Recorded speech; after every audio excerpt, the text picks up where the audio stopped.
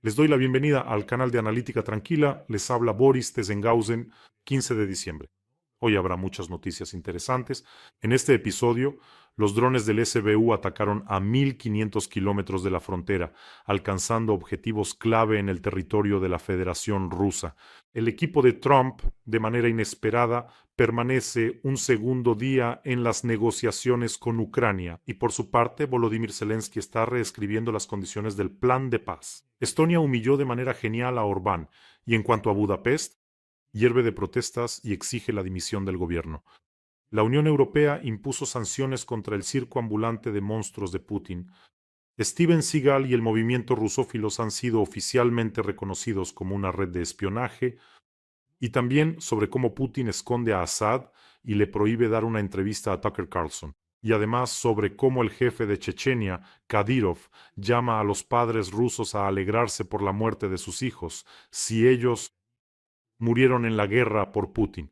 De esto y mucho más hablaremos en el episodio de hoy. Si es la primera vez que visitas este canal, bienvenido y suscríbete para no perderte los próximos episodios. Y así, los drones ucranianos han atacado por tercera vez en una semana las plataformas petroleras de Rusia en el mar Caspio. Bueno, un tercer ataque en una semana es algo muy serio. El objetivo principal del ataque fue la plataforma en el yacimiento de petróleo y gas condensado que lleva el nombre de Korchagin. Como resultado, se dañó equipo de importancia crítica y los procesos de producción fueron detenidos. El día anterior, otro yacimiento cercano en el Caspio fue atacado por drones del SBU. En general, se trata de un golpe estratégico de una fuerza colosal. El fin del mito sobre la retaguardia profunda. Para Putin, el mar Caspio siempre fue un lugar tranquilo, un refugio seguro. Estén de acuerdo, es una retaguardia profundísima, miles, hasta 1.500 kilómetros de la frontera. Los rusos estaban seguros de que nada llegaría hasta allí. Es decir, el tercer ataque exitoso en una semana demuestra que ya no hay zonas seguras en Rusia, es decir, defensa antiaérea. Allí en el mar simplemente no existe, solo en los barcos puede haber, o los drones debieron haber volado hasta allí. En el Caspio hay varias regiones a la vez y en esas regiones debería haber habido defensa antiaérea. ¿Y por qué no funcionó? Buena pregunta, ¿verdad? En general, los drones del SBU están convirtiendo el Caspio en un campo de tiro, y eso duele mucho más que los ataques a las refinerías. ¿Saben cuál es la dificultad aquí? Esta plataforma es como una pequeña ciudad, es una estructura realmente seria y de alta tecnología compuesta principalmente por equipos occidentales y mantenida precisamente por empresas occidentales. Es decir, ahora es prácticamente imposible reparar el equipo que ha quedado fuera de servicio. Y si, por ejemplo, una planta está en tierra, es decir, los camiones de bomberos y los equipos de emergencia pueden llegar hasta ella, incluso se puede llevar un tren de bomberos hasta allí. Así es como los rusos apagaban algunas refinerías y depósitos de petróleo. Incluso llevaban trenes de bomberos enteros. Si una plataforma en el mar se incendia, todo eso es un infierno logístico. Es decir, apagar el fuego es muy difícil y reparar es prácticamente imposible. Se necesitan barcos especiales, buen clima, calma obligatoria en el mar. Se requieren especialistas con la calificación necesaria. En resumen, se detiene la producción. En una plataforma marina, esto significa la paralización total de los pozos. Para Lukoil es una pérdida de millones de dólares diarios. Y en general, en el país de las gasolineras hay tal cantidad de instalaciones que se pueden atacar. Y miren el costo de un dron en comparación con el costo de reparar esa plataforma. Pero esto no es comparable. Simplemente los drones en comparación con el costo de la plataforma son insignificantes y los drones ucranianos siempre encontrarán un objetivo. Bueno, y aquí vemos que la profundidad y así cada vez más y más. Por eso, físicamente los rusos no tienen la posibilidad de proteger sus instalaciones de extracción con sistemas de defensa antiaérea. Bueno, y pueden buscar repuestos todo lo que quieran. ¿Quién te los venderá ahora? Bueno, sobre el tema de las negociaciones con representantes de Estados Unidos. Esto significa que las negociaciones entre Volodymyr Zelensky y representantes estadounidenses en Berlín continúan. Y ayer duraron más de 5 horas. Bueno, la delegación estadounidense decidió quedarse para que estas negociaciones continuar. Es decir, está claro que ya el gobierno de Estados Unidos, al menos de manera preliminar, ha reconocido las perspectivas de éxito de estas negociaciones, ya que la delegación se quedó un día más. Es decir, si ayer hubieran entendido que todo estaba perdido, se habrían ido ayer mismo. Sí, y él mismo. Witkoff declaró que hubo avances en las negociaciones con Volodymyr Zelensky en Berlín. Cito: los representantes mantuvieron discusiones detalladas sobre el plan de paz de 20 puntos, cuestiones económicas y otros temas. Un progreso significativo, escribió Steve Witkoff en su página. Bueno, sí, el maratón de Berlín continúa.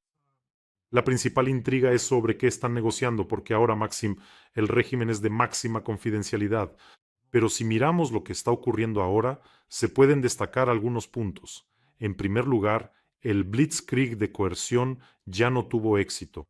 Es decir, si simplemente le hubieran traído a Zelensky un papel para que lo firmara, o en fin, eso es todo. Suspendemos completamente todos los suministros. La reunión habría durado unos 20 minutos. Si Zelensky hubiera dicho categóricamente que no, los estadounidenses se habrían ido a jugar al golf y ahí habría terminado todo. Es decir, el hecho de que se hayan quedado hasta el lunes dice una cosa: se están llevando a cabo negociaciones reales, duras y difíciles.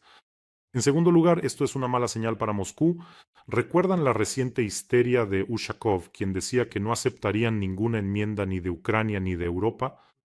Pues bien, la prolongación de las negociaciones en Berlín significa que se están haciendo enmiendas en este mismo momento. Trump es un hombre de negocios. Si ve que el acuerdo con Ucrania es más ventajoso o realista, lo que es importante, que los deseos de Putin, entonces cambiará de postura rápidamente. Por eso, la frase progreso significativo de Witkoff puede significar que Kiev finalmente convenció a los estadounidenses de que también el Kremlin debe hacer concesiones. En general esperamos los resultados, pero el mero hecho de la conversación ya es una pequeña victoria táctica para Kiev sobre el escenario de una capitulación rápida. Eso es todo. Recuerden, Trump dijo hace poco: doy un plazo hasta tal fecha, hasta tal fecha. Ya está, ya no hay plazos. Y eso también es un punto a favor.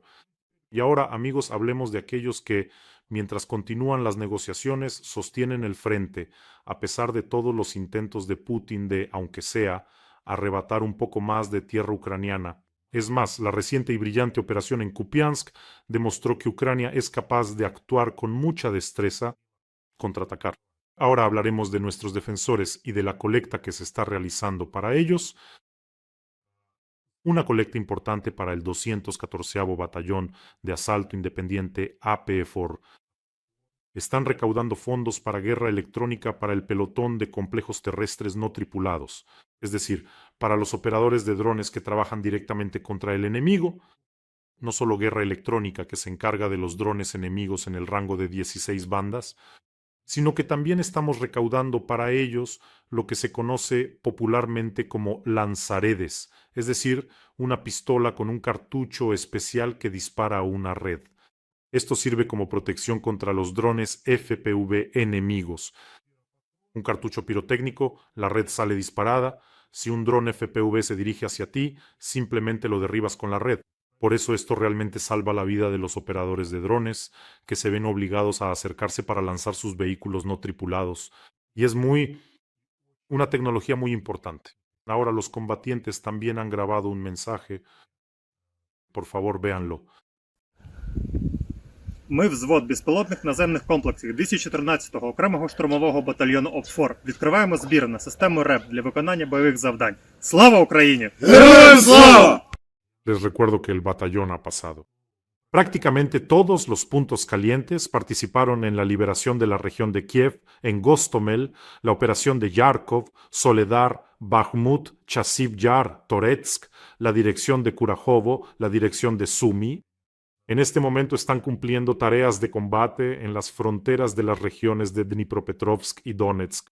En general, es muy necesaria para nuestros soldados. Ahora mismo la ayuda, y es una inversión en salvar la vida de nuestros defensores. Una inversión directa. Por eso siempre les pido, apoyemos a nuestros defensores. El enlace para donar está en la descripción de este video.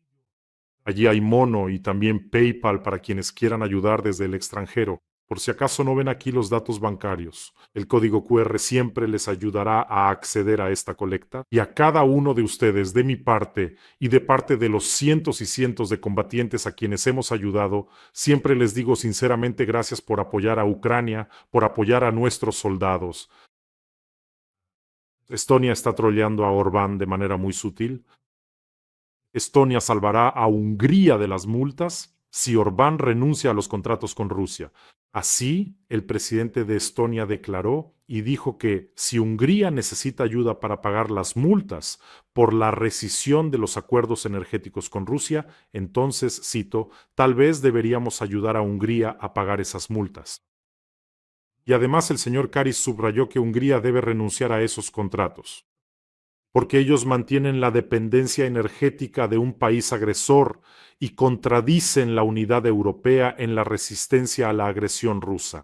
Como si Orbán no supiera esto, pero es un troleo sutil. Por supuesto, bien hecho, estonios.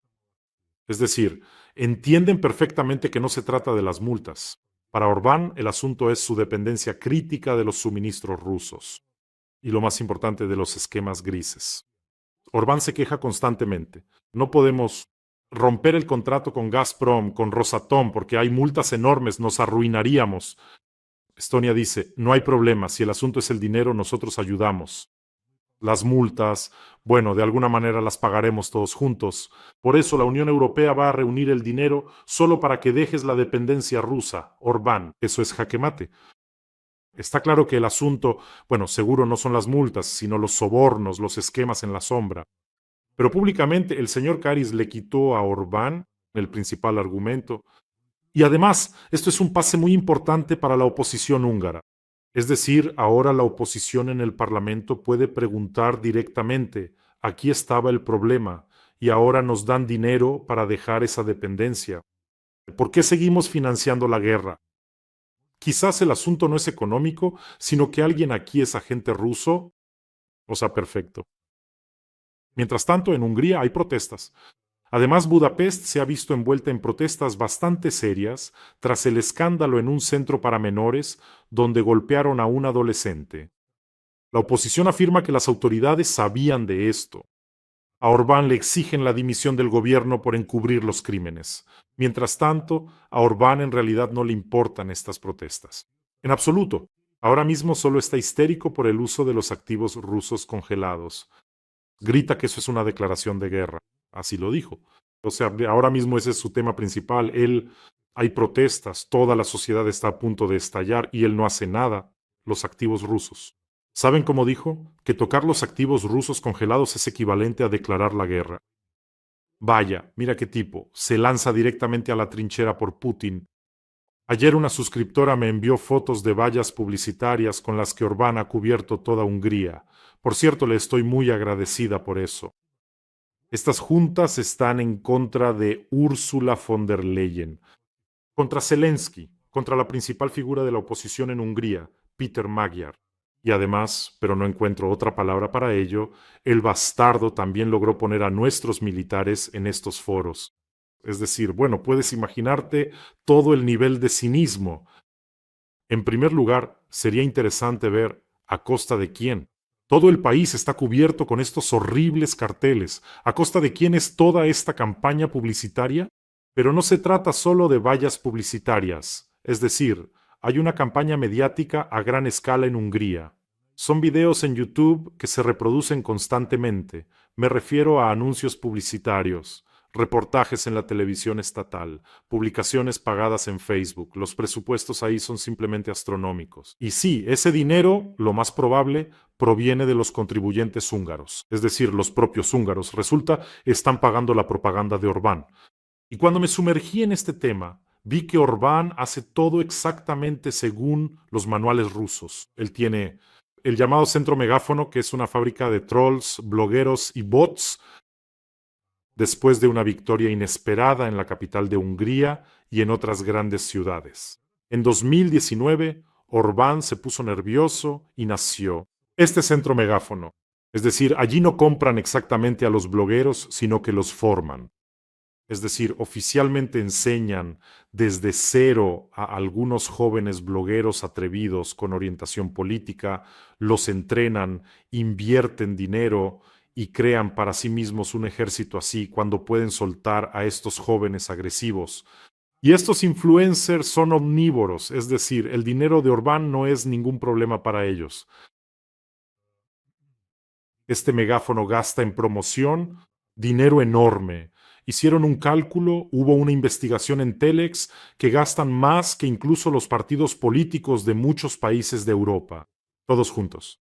Es decir, durante el periodo electoral queman millones y millones de euros para que un video tipo Zelensky quiere matar a los húngaros le aparezca a cada usuario en la publicidad contextual. ¿Se lo pueden imaginar? Bueno, y como Orbán empezó a moverse nerviosamente como una medusa atada a cuerdas, ahora simplemente cualquiera lo trolea. Y el ministro de Asuntos Exteriores de Ucrania, Andriy Sybiha, no es la excepción. Él de hecho tiene muy buen sentido del humor. Y él reposteó un video de Orbán donde éste se explaya defendiendo los activos rusos congelados. Reposteó ese video y escribió: el activo más valioso, el activo congelado más valioso de la Federación Rusa en Europa. Es decir, se refiere a Orbán. Bueno, me parece simplemente genial. No olviden, por cierto, suscribirse a este canal. No tenemos millones ni centros de megáfono, pero miren lo bien que vamos. Aquí no solo luchamos contra la propaganda rusa, en la que Putin gasta cantidades de dinero absurdas, y no solo Putin, sino que también desenmascaramos mentiras tan descaradas de los amigos de Putin. Así que suscríbanse y veamos cuántos somos. Pero, además de Orbán, hay todo un ejército de aficionados a besarle el trasero a Putin, apolillado y todo. Y por supuesto no lo hacen gratis, pero hoy ese ejército recibió un verdadero golpe bajo. Hoy la Unión Europea impuso otro paquete de sanciones que incluyó no solo a los armadores y a 40 petroleros de la flota en la sombra, sino también a los propagandistas más importantes para el Kremlin. Y una organización muy interesante también cayó bajo las sanciones. Se llama el Movimiento Internacional de Rusófilos. No es un club de aficionados a Dostoyevsky y al ballet. Es una estructura clásica de la KGB, creada para legalizar agentes y llevar a cabo operaciones de influencia en Occidente. Es decir, realmente existe el Movimiento Internacional de Rusófilos. Suena, por supuesto, como un insulto, pero ¿qué es eso? Es como si esta organización pública fue creada en marzo de 2023 en Moscú, es decir, después de la invasión a gran escala de Ucrania. Bueno, y el objetivo oficial es la promoción de la cultura, la diplomacia popular rusa. El objetivo real es otro. Ellos crean una red de agentes durmientes, reclutan a idiotas útiles en Occidente e imitan algún tipo de apoyo internacional a Putin para eludir el aislamiento diplomático. Pero estas perlas marrones de esta organización son los participantes. Y ahí simplemente es una reunión de mafiosos y pobres. Déjenme contarles, hay varias figuras principales, y ahora entenderán qué clase de superorganización es esta. Entonces, el presidente, pues el principal de todo este asilo es Nikolai Malinov. Malinov, tal vez así sea correcto.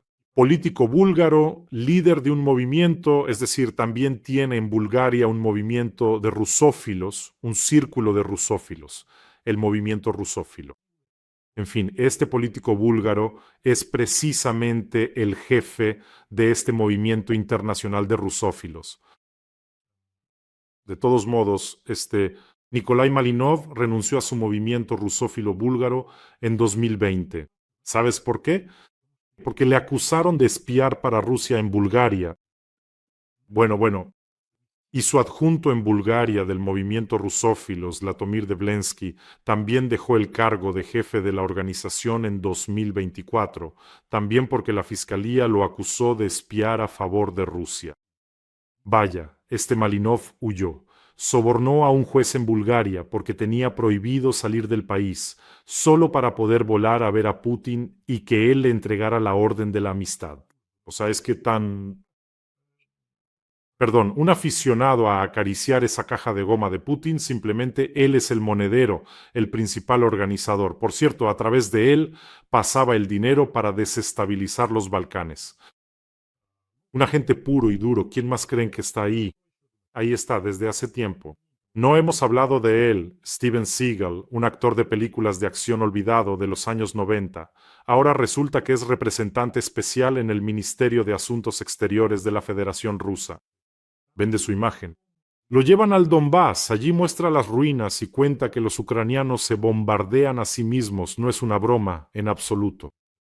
Y lo necesitan para crear una imagen dentro de Rusia, como diciendo, miren, todo Hollywood está con nosotros. O sea, ellos a estos arrastran a su lado a degenerados y vendidos. Dicen, miren, él es de Hollywood, todo Hollywood está con nosotros. El peor actor, por supuesto, una absoluta nulidad, es Steven Seagal. Lo veo con ese pelo negro dibujado con rotulador, pero es un personaje repugnante. Por cierto, él decía que moriría por Putin, que iría a la guerra. Pero cuando le preguntaron y cuando se echó para atrás, como en otras ocasiones, pero aquí todavía hay personajes interesantes, Pierre de Gaulle, sí, no han oído mal, nieto del legendario Charles de Gaulle, pero su única función ahora es comerciar con el apellido de su abuelo. Él mismo no representa nada. Los rusos lo compraron solo por el apellido, una vergüenza para la familia. Sus familiares lo han repudiado, pero en Moscú, por supuesto, lo llevan en hombros. Es decir, se vendió y además ensucia el apellido de su abuelo. Y él transmite la idea de que mi abuelo querría la amistad con Rusia y que Macron es un títere de Occidente. Tú en absoluto tienes derecho a hablar en nombre de tu abuelo. En general, creo que muy pronto en esta organización seguramente aparecerá Errol Musk, el padre de Elon Musk, una criatura sin principios y un personaje absolutamente negativo. Es decir, ya en Rusia han empezado a cortejarlo, ya ha asistido a foros en Rusia, ya está allí dispuesto a esforzarse Putin, y así sucesivamente. Por eso creo, por cierto, él contaba que no está en contra de obtener la ciudadanía rusa. En general, todas esas almas vendidas que comercian ya sea con sus apellidos o con los méritos de sus familiares, sin tener realmente relación con ellos. Esos son precisamente los candidatos para unirse. Y hay otros personajes interesantes, por ejemplo, la princesa Victoria Aliata de Villafranca, representante de la antigua. La aristocracia trabaja precisamente para el público de los ultraderechistas tradicionalistas. En Europa cuenta que Putin es el último defensor del cristianismo frente a Occidente satánico. ¿Ustedes saben algo de eso? Cuando vi su congreso, el de esta sociedad de rusófilos, me recordó a algo que estuvo muy de moda en los años 90, crear algún tipo de logias masónicas o imperiales, y salones donde algunos representantes, parientes lejanísimos de los Romanov o falsos. Romanov o alguien más, todos con alguna orden, todos con alguna medalla. Pues esto es más o menos lo mismo. Compraron al por mayor a quienes tuvieran un apellido más interesante, que sonara bien. Y vi las fotos de ese foro que tuvieron en marzo de 2023. Les recuerdo, esto ya es, Putin ya estaba bombardeando Ucrania, los tanques rusos ya habían entrado aquí, matando. Los ucranianos tuvieron su congreso fundacional en Moscú, y para que no quedara ninguna duda, Putin se dirigió a los participantes con un discurso de bienvenida. La presidenta del Consejo de la Federación, Valentina Matvienko también, y el patriarca Kirill se dirigió a ellos. Es extraño que el jefe del Servicio de Inteligencia Exterior, Narishkin, no se haya dirigido a ellos. En general actúan de manera muy astuta. No gritan abiertamente. No dicen maten a los ucranianos, lo hacen de manera indirecta. No estamos a favor de la guerra, estamos a favor de la cultura.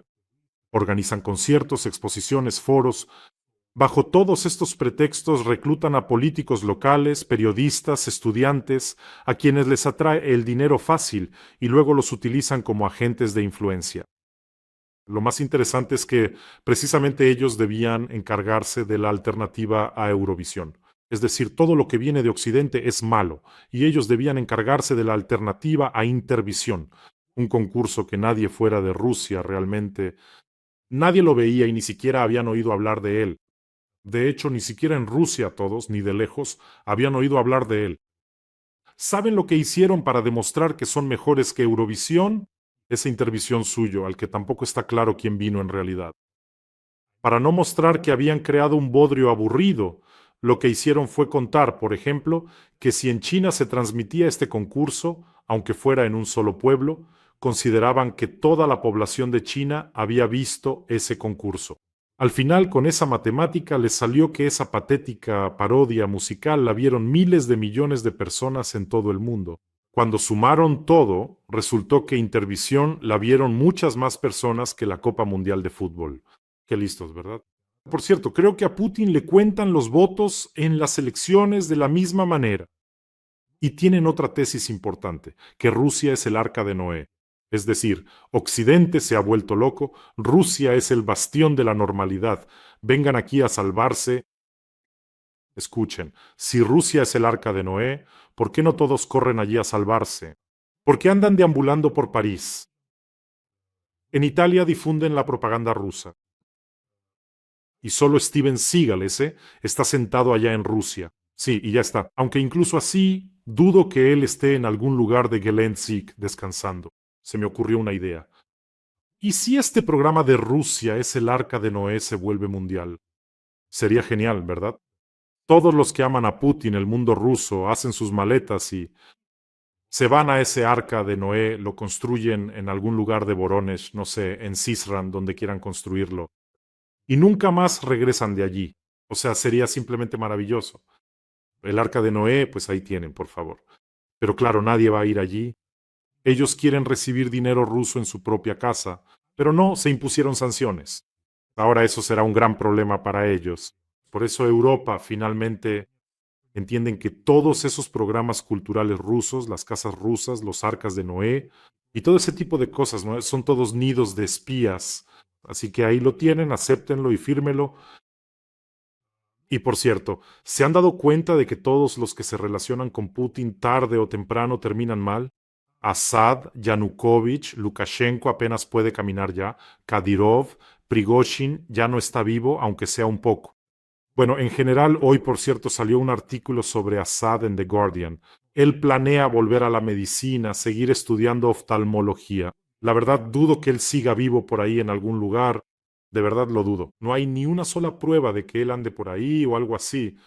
Por cierto, le prohibieron dar entrevistas. Fuentes informan a The Guardian que él quería dar una entrevista a un bloguero estadounidense de derecha. ¿Quién podría ser? Tal vez Tucker Carlson, pero se lo prohibieron. Y aquí surge la pregunta principal. ¿Por qué Putin escondió tanto a Assad? Es decir, Assad es como un suslik. Lo ves, no está, pero en realidad sí existe. Es decir, naturalmente sacar a Assad a la luz es simplemente un asunto muy arriesgado para Putin.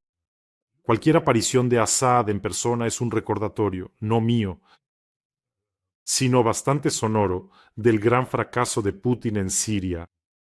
Es decir, Putin invirtió miles de millones en esa Siria, recursos colosales, deudas condonadas, recursos, años de propaganda sobre la lucha contra el terrorismo en fronteras lejanas. Durante años la televisión rusa transmitió lo gran estratega que es Putin en Oriente Medio. Como resultado, el régimen de Assad colapsó en 12 días, y recuerdo que no solo huyó Assad, sino también las PMC rusas y las tropas del segundo ejército del mundo. Así que Putin teme que Assad abra la boca. Bueno, ¿y qué? ¿Qué le dirá por a un bloguero estadounidense? Y si empieza a quejarse diciendo Putin no me ayudó y yo contaba con ello, ¿ven? Por supuesto que no. Por eso creo que Assad, en un futuro cercano, no se dedicará a la oftalmología. Ahora harán un doble en algún lugar, uno que se le parezca más, y ya está, aunque en Rusia no se complican mucho con eso. A veces ves que Putin llega a algún país aplastado, con tacones, algo afeminado. Piensas, bueno, al menos hagan algún tipo de replicante. Ahora hasta Assad, uno de AliExpress, irá por todos lados dando entrevistas. Y aquí no pude pasar por alto esta noticia. Kadyrov, el jefe de Chechenia, o más bien el Gauleiter de Chechenia, llamó a los padres de los niños rusos a alegrarse por enviar a sus hijos a la guerra sagrada contra Ucrania. Los padres de los soldados del servicio militar obligatorio deben alegrarse de enviar a sus hijos a la guerra sagrada. Durante una línea directa, él dijo esto, cito, cuando le preguntaron, bueno, ¿obligan a los reclutas de la República a participar en la guerra? Y él dice, eso es una tontería. En realidad, ellos, los padres de los reclutas, deben alegrarse de que sus hijos vayan a la guerra, porque no hay nada más importante que tener la oportunidad de defender su patria. Sí, por eso todos los hijos de Kadyrov están sentados en su palacio de oro, y su hijo Adam recibe cada semana una medalla u orden por conquistar. Algo por ahí, un refrigerador con albóndigas. En fin, se puede defender la patria estando en la patria. Siempre me ha parecido muy extraño. Bueno, hay una lógica elemental, pero ahí está Putin sentado en su despacho. Es decir, los rusos lo han visto todo esto con sus propios ojos. Putin está sentado en su despacho y dice, declaro una operación militar especial. Y entonces la horda desdentada frente a los televisores grita, ¡hurra! Ahora vamos a vencer a todos, a liberar a todos. Después de eso, los tanques rusos, la infantería, los aviones y los helicópteros cruzan la frontera con Ucrania y empiezan a avanzar hacia Kiev. Así fue como comenzó la invasión a gran escala. Sí, a las 4 de la mañana hubo un ataque con misiles en toda Ucrania. Así fue como empezó. Es decir, no hubo ninguna defensa de la patria, ni que nos atacaron, ni que todos debían tomar las armas, nada de eso existió. Y no habría ninguna pregunta si realmente Ucrania, si las tropas ucranianas hubieran cruzado la frontera hacia allá y avanzado hacia Moscú. No habría absolutamente ninguna pregunta. Entonces, ¿cómo es que le sale que al cruzar nuestra frontera, tomándonos, bueno, no por sorpresa, pero muchos no creían hasta el final que los rusos atacarían? Es verdad. Al cruzar la frontera, de repente recibieron una paliza en Ucrania y empezaron enseguida a gritar, estamos defendiendo la patria cerca de Chernigov, cerca de Yarkov o en algún otro lugar. ¿Cómo es que les hicieron creer eso? Bueno, eso funciona simplemente por un miedo instintivo. En los rusos, me parece. Se han convencido de que si ahora no matan a los ucranianos, entonces mañana los soldados de la OTAN vendrán por sus casas destruidas, derrumbadas y torcidas en sus ciudades. Esto es simplemente un diagnóstico terrible para toda una nación, una especie de psicosis colectiva inducida, es decir, no están defendiendo sus fronteras, están defendiendo su ilusión de grandeza, es decir, están defendiendo su derecho a no reconocerse como asesinos. Porque si por un segundo se detienen y miran la verdad de frente, tendrán que admitir que no son guerreros de la luz, sino criminales de guerra comunes, bastardos infames. Y vivir con eso da miedo. Por eso prefieren creer en cuentos sobre la defensa de algunas fronteras lejanas dentro de un país ajeno. Así es. Bueno, amigos, entendemos perfectamente que Putin ya ha perdido esta guerra. Ya la ha perdido. Nunca alcanzará la victoria que se imaginó. Todavía cosechará más, una tormenta en su propio país, crisis política, crisis económica. Todo eso sucederá. Bueno, y ustedes, amigos, cuídense, cuiden a sus seres queridos, suscríbanse a este canal y les pido mucho que ayudemos a nuestros defensores, a nuestros asaltantes. El enlace para donar está en la descripción de este video, porque juntos somos una gran fuerza, y es precisamente ahora cuando necesitan nuestra ayuda. Que tengan todos un día tranquilo y gloria a Ucrania.